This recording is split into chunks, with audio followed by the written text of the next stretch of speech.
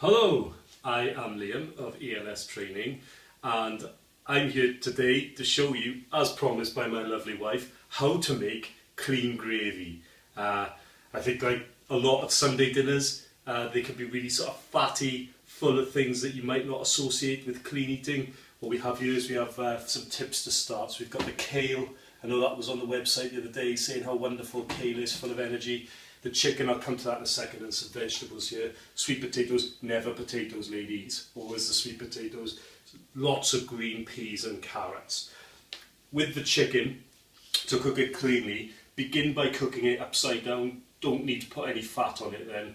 All the juices of the chicken will run through to the breast. The breast might get a little bit flat, but hey, you know, flip it over towards the end and the juices will come straight through, and then what you end up with is a pan full of juices, okay? Full of juices, full of chicken fat. Nothing wrong with that at all. If you were a paleo guy, you'd be eating that straight out of the chicken in the first place, okay? Shortcut, I've chopped up some shallots and put them in to enhance the flavours. I've also grated some fresh garlic and put that in. The two key ingredients to make it a gravy that sets it apart as clean are the stock. We tend to go for callow, which is organic. It's gluten-free, lactose-free.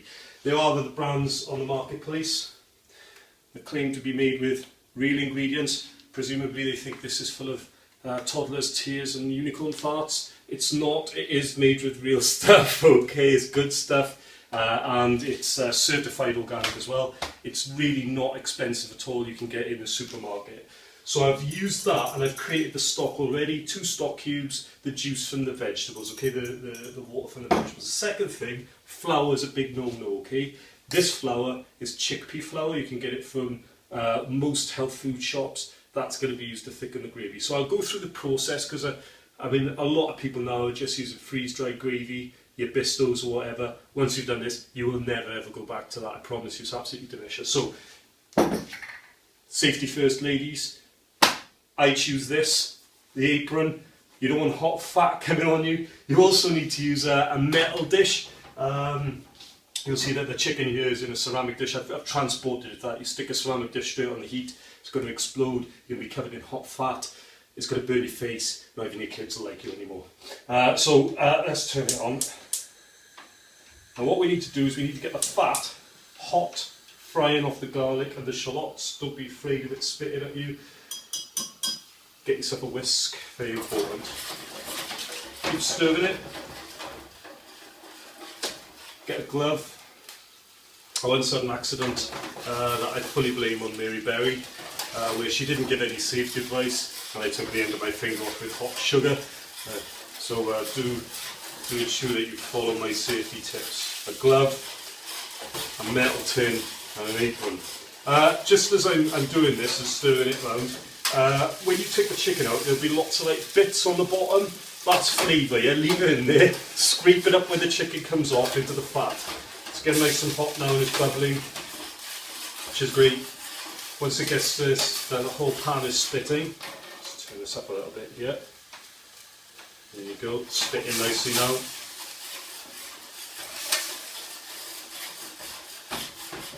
Some more fire.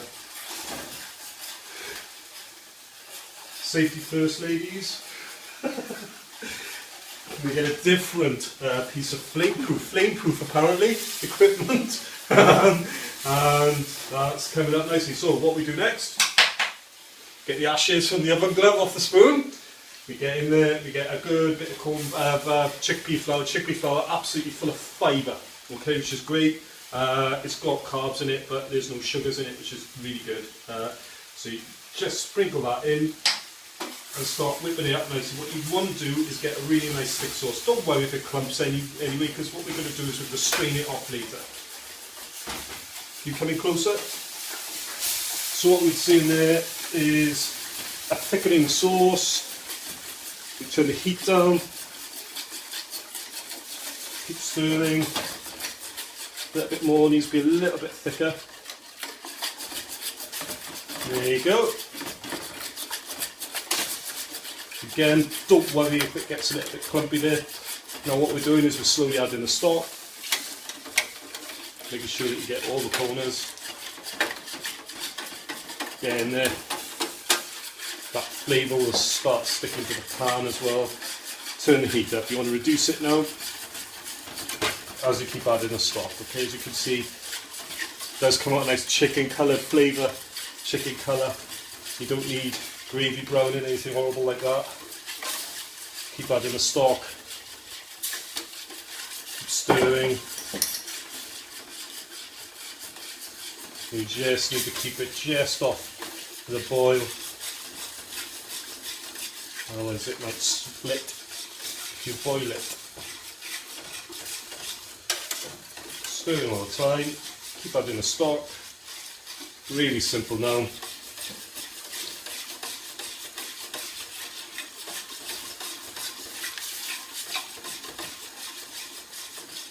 If you don't reduce it, it becomes too runny.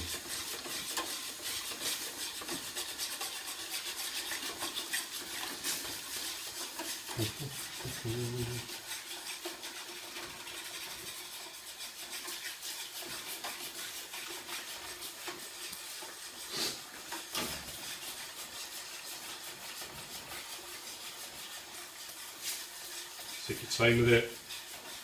You don't want to flash through it. It'll cook at its own time. A little bit more stock.